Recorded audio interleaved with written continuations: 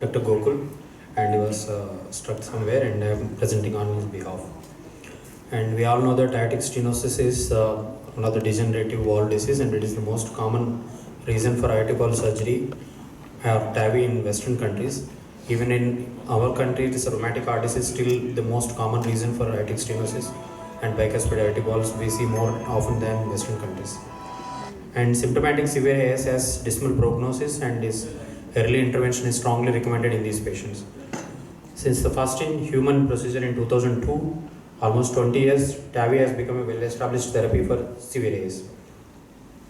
So it's a progressive disease. The normal wall leaflets are very thin. As the disease progresses, there is a progressive increase in fibrosis followed by calcium and the commissural fusion, leading to mild, moderate and severe aortic stenosis with reduced valve orifice and increased gradients across the wall.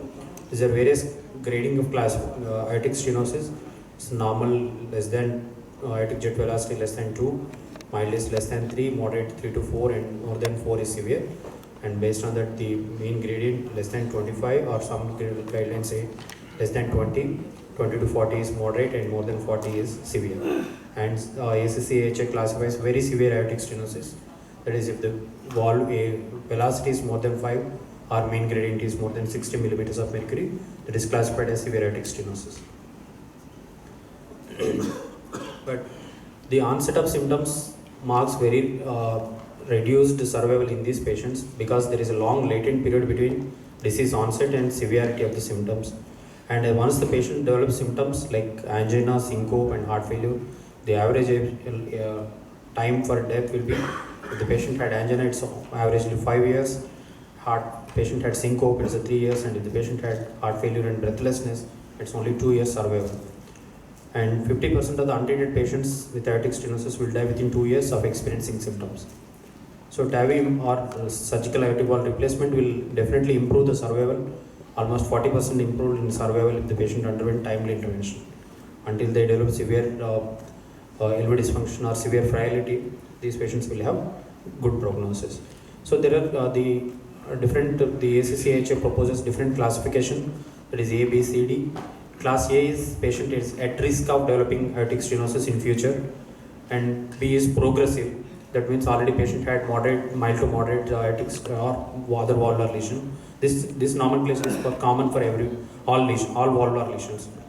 And stage C is asymptomatic and severe, and stage D is symptomatic and severe valvular stenosis. So in case of aortic stenosis, at-risk patients will be patients who have bicuspid aortic valve, or patient who had aortic sclerosis on routine echocardiography. And as the patient become progressive age, they become mild to moderate, increase in valvular gradients with increase in calcification and fibrosis of the bicuspid or tricuspid valve, and rheumatic valve with commissural fusion. These comes in progressive age, and respectively the valve hemodynamics and hemodynamic consequences on the LV, like early increase in LV diastolic pressures with normal LV ejection fraction in progressive stage.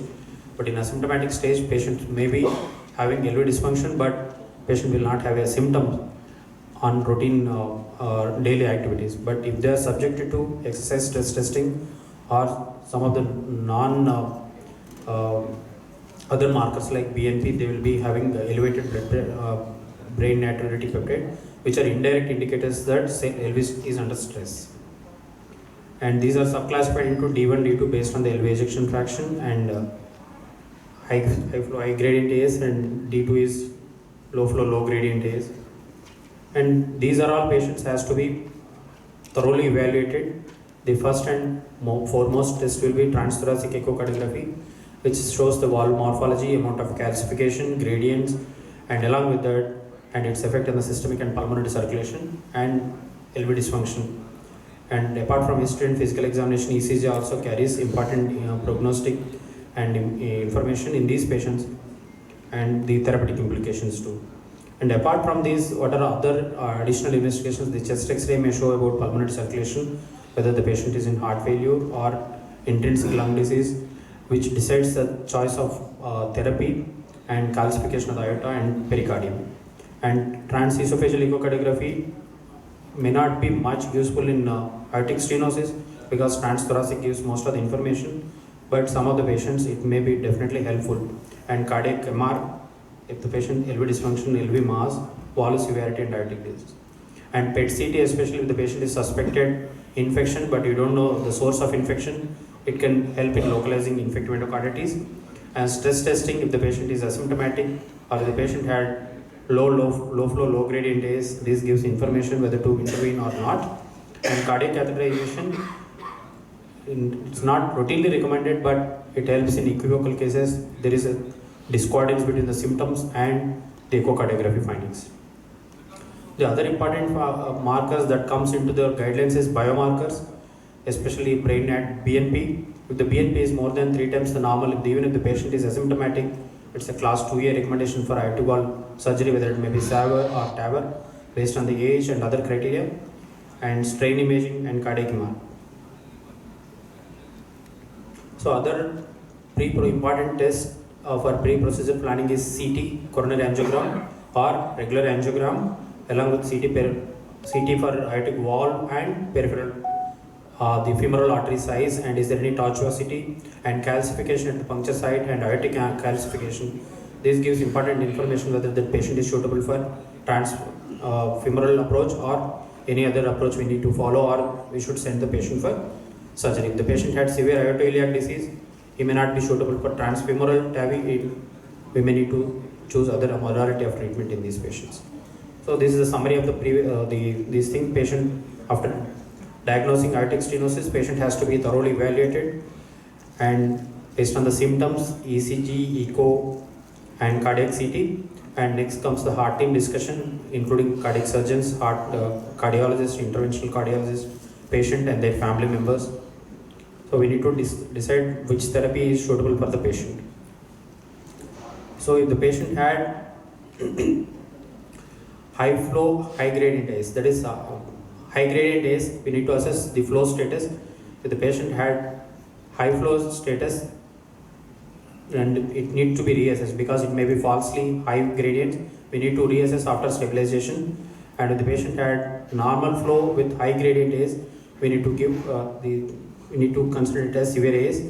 And if the patient had low flow, low gradient aortic stenosis, we need to, with the valve area is less than 1, we need to assess if there is any increase in flow reserve with the low flow dobutamine stress echo, and there is increase in flow reserve. If the patient aortic valve area is less than 1, that is an indication for this patient is diagnosed with severe AS. Then choice of therapy will depend on the other risk factors. So if the patient is diagnosed with severe aortic stenosis, then we need to choose the therapy, that is TAVR or SAVR. So it depends on the various factors like patient-related factors, procedure-related factors, and processes-related factors. With the patient age depends on the comorbidities, life expectancy, and patient preference, and procedural risk, that anticipated complications, and peri-procedural risk, anatomy of the valve, operator and institutional experience, and other important thing is processes factors, that is whether it is mechanical valve or tissue valve. In tissue valve, whether it is surgical valve or bioprosthetic valve, depends on the heart team discussion. So initially it was only surgical AVR since 1960, almost 40-50 years, only surgical AVR was the standard therapy. And in surgical AVR, whether it is mechanical valve or bioprosthetic valve, depends on the patient age and other indications or contraindications for the oral anticoagulation. Since 2002, the first TAVR was implanted, and based on that, it got approved in 2011 for patients who are at high risk for surgery. And later on, it intermediate and patient got approval in almost 2015, and 2019 even low risk patients got approval for TAVI in selected patients, not in all. So these are the landmark trials that has brought TAVR therapy into the limelight. That is partner 1B trial initially for high risk patients, and partner 1A trial TAVR plus surgical AVR in high risk, and the partner 3 and adverse low risk trial, that is in low risk patients.